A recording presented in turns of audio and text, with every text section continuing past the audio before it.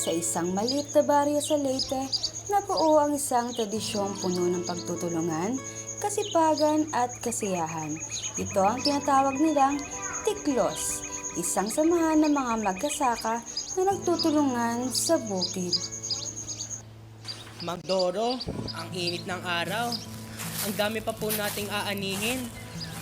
Huwag kang bibigay, Thomas. Sa atin, walang mahirap kapag sama-sama tayo, tulong-tulong sa pag-aani, pagtatanim at pagtulong sa kapwa.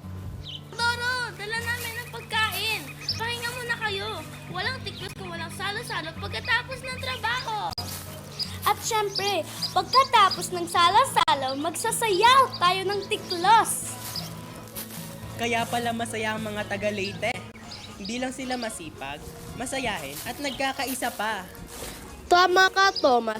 Ang tiklos ay hindi lang sayaw. Ito ay buhay at pagkakaisa ng mga Pilipino.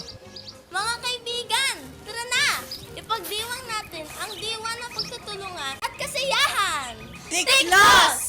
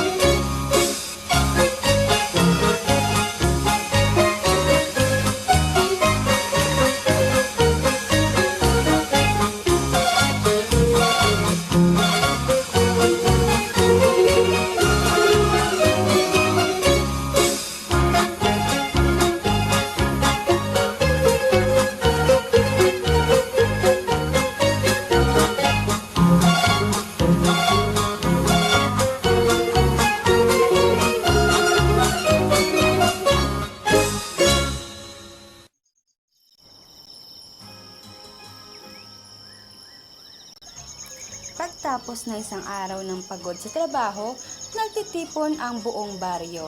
Ang sayaw ng tiklos ay hindi lang kasiyahan, isa itong pasasalamat at pagkilala sa bawat kamay na tumutulong sa bukid. Mang Doro, gayon naintindihan ko na kung bakit espesyal ang tiklos. Hindi lang ito sayaw, ito ang puso ng ating samahan. Tandaan mo, Tomas, ang bawat hakbang ay simbolo ng pagtutulungan. Kapag sabay-sabay tayong kumilos, umaangat ang lahat. Halina! Maria! Simulan na natin! Ang tiklos ay para sa lahat. Bata, matanda, lalaki at babae. Ang saya kapag nagkakaisa. Ang pagod sa bukid napapalitan ng tuwa sa sayawan. Ang tiklos ay nagpapaalala sa atin na walang gawaing mabigat kapag may pagtutulungan. Ang diwa nito ay buhay sa bawat Pilipino, sa baryo man o sa syudad. Mabuhay ang tiklos! Mabuhay ang pagtutulungan ng mga Pilipino! Sa bawat ani, sa bawat ngiti, at sa bawat takbang nananatiling buhay ang diwa ng tiklos.